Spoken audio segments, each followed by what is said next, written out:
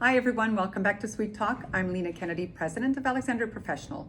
So today I want to share with you the do's and don'ts of when you're trying to do your at-home KiSS waxing hair removal, because this is an all-natural sugar product. It's water soluble, it's super skin friendly, all the things that you'll love and that you'll want when you're doing your own hair removal at home. So what I want to show you first is how to heat it up. I want to keep this as simple and uncomplicated for you. There's two ways you can heat it up. You could do the microwave. You would take the lid off and you would put it in the microwave 10 seconds at a time so that you don't overheat it, and test it, after each 10 seconds. And how you test it, you can put a little bit here or anywhere else you want to try, your fingertip. If it feels too hot, let it cool down. If you're squeezing hard, that's a problem. And I'm going to show you first how to heat it up. So microwave, or our preferred way is putting the container, whether it's the facial KiSS or the body KiSS of KiSS waxing, in a container and fill it with boiling hot water. Usually 10 to 15 minutes for the larger bottle, and 10 minutes or less for the small bottle. We'll put it at a good consistency. Look at this.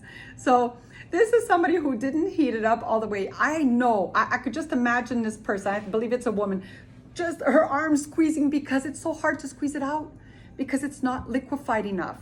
So that's a problem. This was heated up properly. I love this one because you can kind of like feel how easy, flowy the sugar paste is. It's still a sugar paste, right? It's called KiSS waxing because we're using spatulas and cotton strips. But it's called KiSS waxing because it's still like a waxing technique, but it's no wax at all. So it's very vegan, very cruelty-free and all the good stuff, and skin-friendly, water-soluble, no messes in your bathroom or on your skin.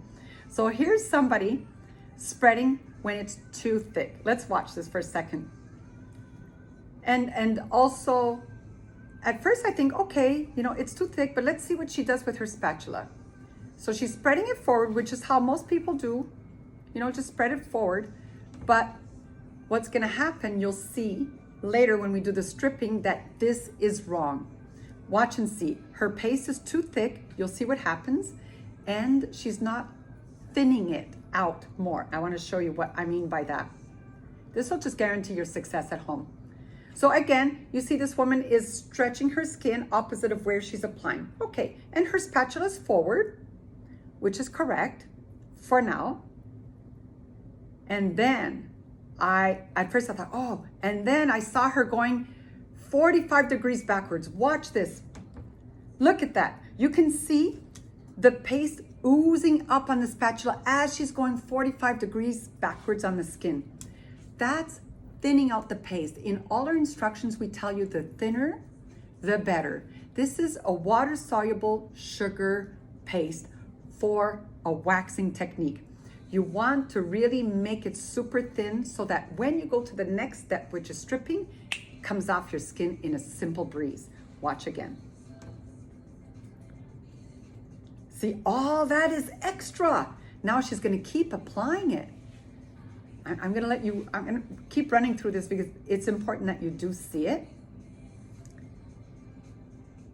Look at all the spreading she can do with this excess sugar that was rolling on her spatula. I think she's got one more going on here. Now it's starting to go away. I think one more. I feel like she's trying to be very conscientious. I love it. So look at this, sorry. Hang on a second, I want to show you this again. Look at how luminous the skin looks. It doesn't look like there's globs of product on her skin. That's how you want to see it, like a shimmer.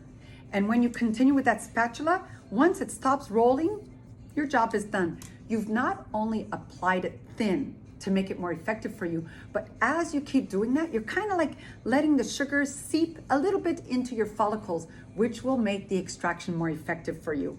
You'll love it. So next to that, we have the stripping. I have to show you this.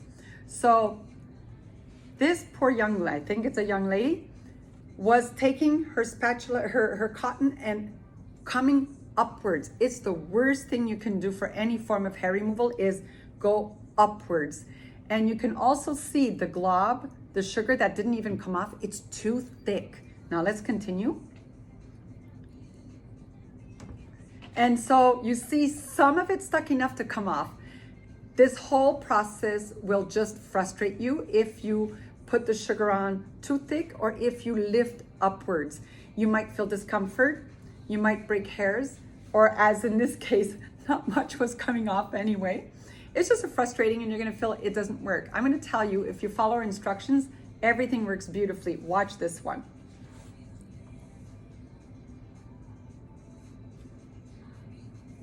Now, this is the same girl that applied it. This is all her video that applied it really well, 40 degrees backwards, luminous on the skin, thin, all the perfect things. I love this. I'm still gonna critique her a little bit, but it's one of the better ones we've seen. For somebody new doing this at home. Rubbing it on, very nice. The only thing I will say, it's a really long strip. She could do shorter strips for herself. So, and she'll show you the hair came out. But the thing that happened here, the strip was so long, she didn't follow through all the way. And she kind of went and then kept going. So it's okay because the results are very good for her. She's never done hair removal before. And she left us a message, look at that. She left us a message that it didn't hurt her. So for her, she's very happy. We're just tweaking her a little bit so she has a better, even better experience at home. Now the same cotton strip, so remember that. This is very economical for you to do at home. Now she's using her fingertips. She should really use just the flat of the hand like this, making it easier to, really connect it. But look at that, no problem. Hair's coming out. Same strip. Oh, she almost went sideways but caught herself, that's good. She's really, really rubbing it. You don't need to rub that much, but it's okay. Same strip. I love this because she's kind of staying calm with herself, considering she's never done hair removal before, according to her telling us. And now she's just doing little strips.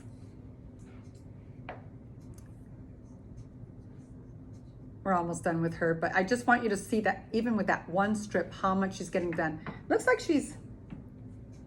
maybe she still has some hair there. Because see, if she does little shorter strips, maybe like 5 inches, she'll get a better for herself. I think, because we say, to clean off residue, just go back over. I think that's what she's doing here. I mean, you could use a clean cotton strip as well to do a little residue cleanup. You can wash it off, but you could just do a quick little residue clean off and then just, do your post products, which we teach you about. Look at that. I think that's beautiful. So we give her an A on this because for somebody who's never done hair removal, whether she went to a salon or did it herself, she aced it. And then the rest is just a little bit of tweaking that we can help her with. Like that. This is where, maybe she could just rub a little short, a little faster, or take a clean one to do the residue cleanup. It's not a big deal. So you can see when we say just squeeze it, spread it, strip it, it's that easy with the tiny little tweaks of the do's and don'ts that we're showing you here. So feel free to send us your videos if you want them quickly tweaked and we can share with others. We don't need to show who you are or say who you are. It just helps all of us take care of our hair removal needs at home when we can't go to professionals or if we just simply prefer to do ourselves at home. Thanks for watching. I hope this helped you. We'll see you next time.